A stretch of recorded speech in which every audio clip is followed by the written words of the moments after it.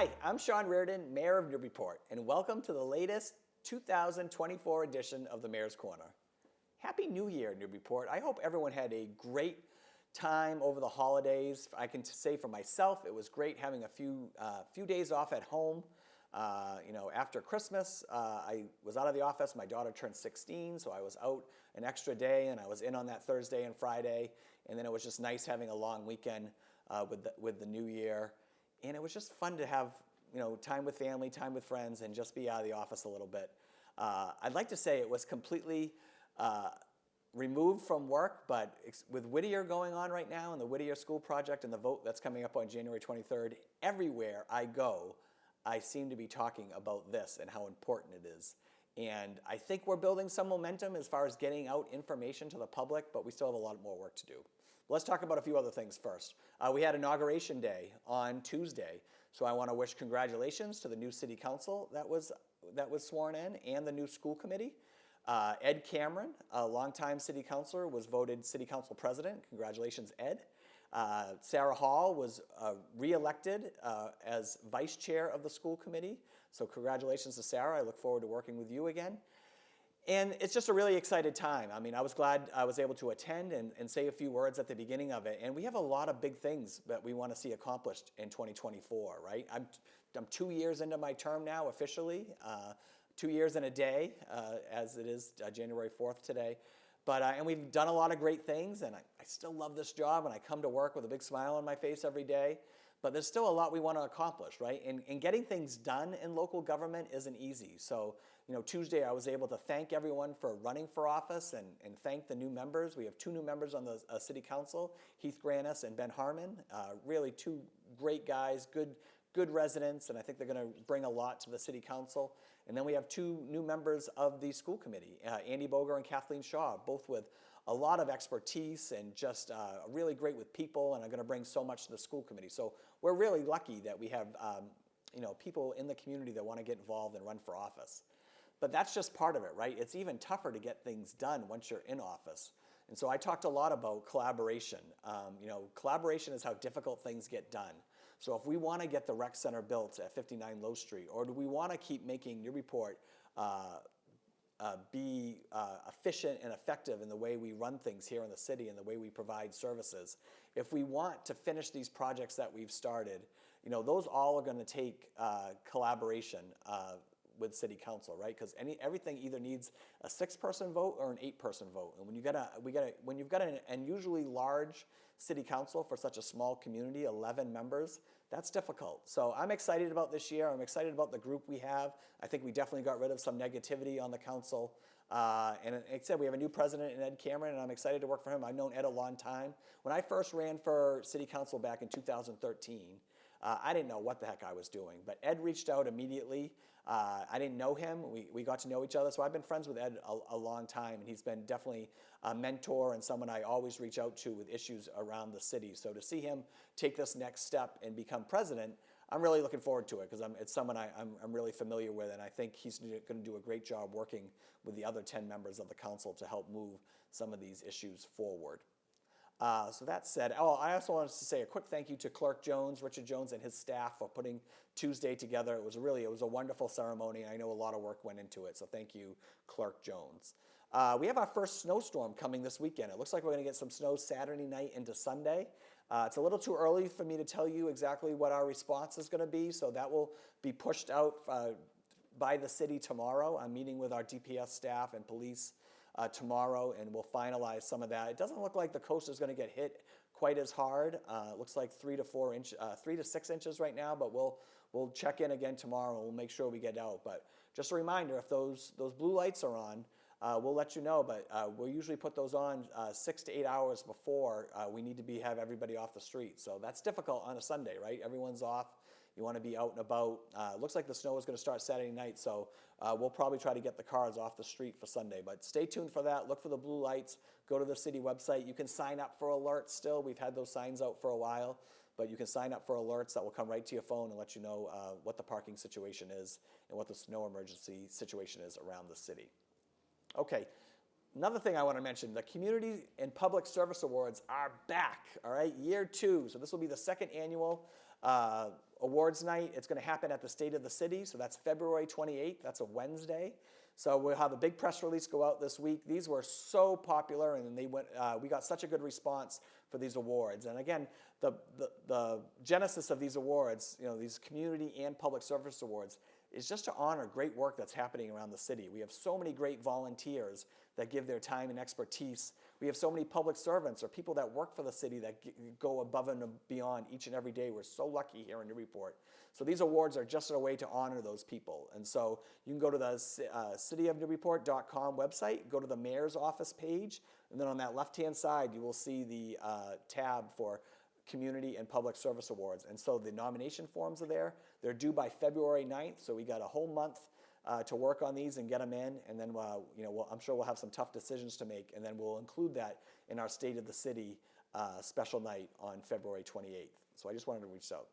And last, but certainly not least, is Whittier. When I say that this is the only topic that people should be talking about right now, I am not exaggerating. This is everything, okay? And it's not just a Newburyport issue. This is a issue for all 11 communities that feed into the Whittier School District. Just a quick recap. As you know, there's a proposed $445 million project being proposed right now by Whittier. Okay, this was done privately. They formed a building committee. They hired a contract manager, a CM, to guide them through, which is Consigli, that guided them through this process. And the result of that is this $445 million plan. Now, ironically, the same contractor that has worked with them through this process over these number of years since they've entered the MSBA program in 2019, that same contractor is now helping fund, along with the other trade unions, the Yes campaign to get this passed. So the people that are going to benefit from this financially the most, the contractor in this case, is the one financing and pushing this Yes campaign for Whittier. It's not residents, it's not parents. That's what we're looking at here. So that's kind of what we're up against, okay? I do think there's a no committee being formed. I can't be running something like that, but I do think there are some concerned citizens, parents, people in all 11 communities that just think this is crazy. How did we get to this point? How did we not know, or how were we not involved in any of this process over the past 5 years, or even longer than that? They started this back in 2016. They got into MSBA in 2019. How are cities and towns, the ones that have to pay for this, how are we not at the table in helping put this project together? Which is what would happen if we were building a new school here in Newburyport. We would be at the table. There would be public meetings. There would be focus groups about what we're looking for in a new school. There would be talk about how are we going to pay for this, and then there would actually be a real concerted effort to value engineer this down to an affordable amount that we felt comfortable going to voters with. Right now, on January 23rd, when this vote happens at 11 a.m. to 7 p.m. In all 11 communities, we're basically asking you to vote yes. And I will tell you right now, to me, a yes vote means it's a blank check for Whittier, because the way the warrant's written, anything over the MSB allotted amount for reimbursement will fall on the 11 cities and towns.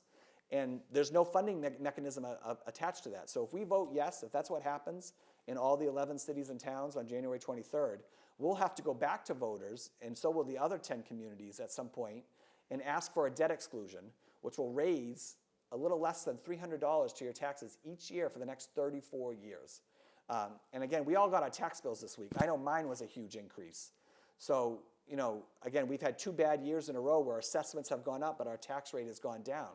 We can't control that, right? That's something that's going to happen, and we don't know what's going to happen the next 30 years.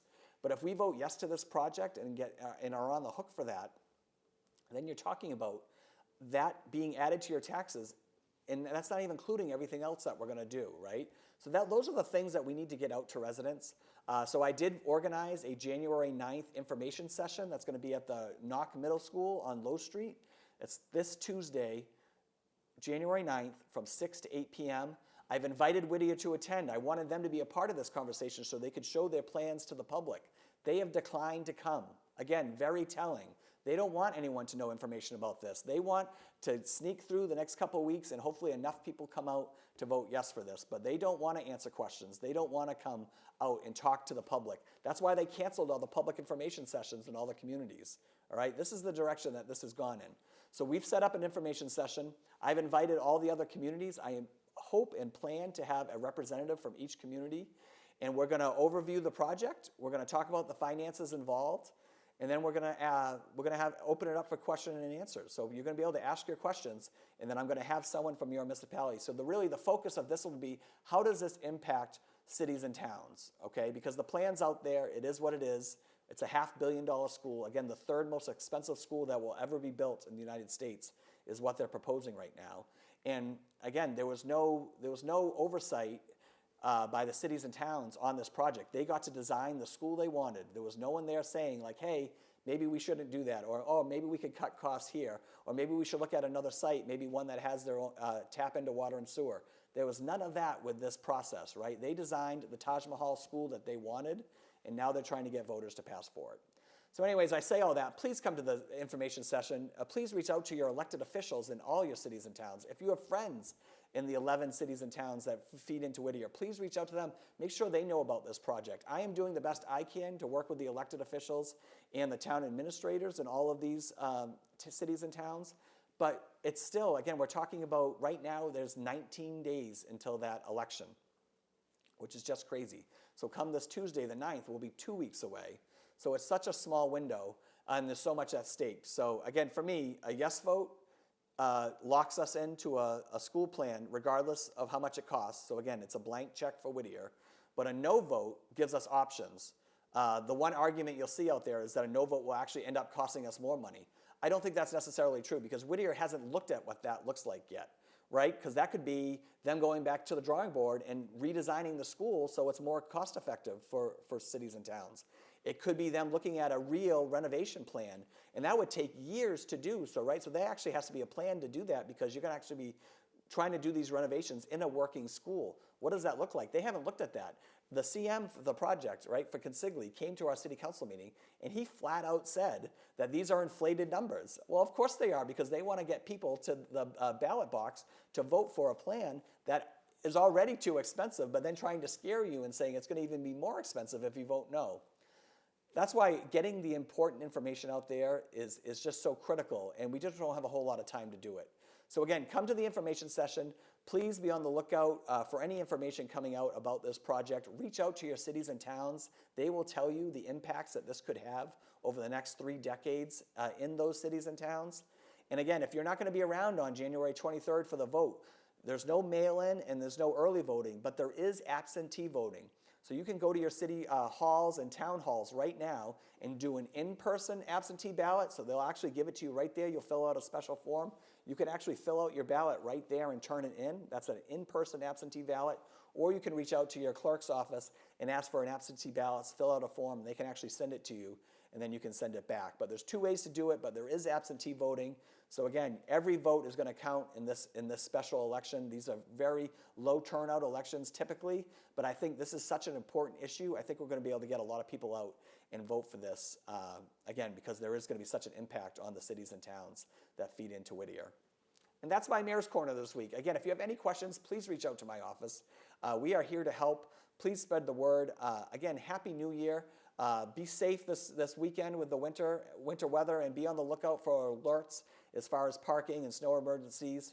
And I will see you all next time on the Mayor's Corner.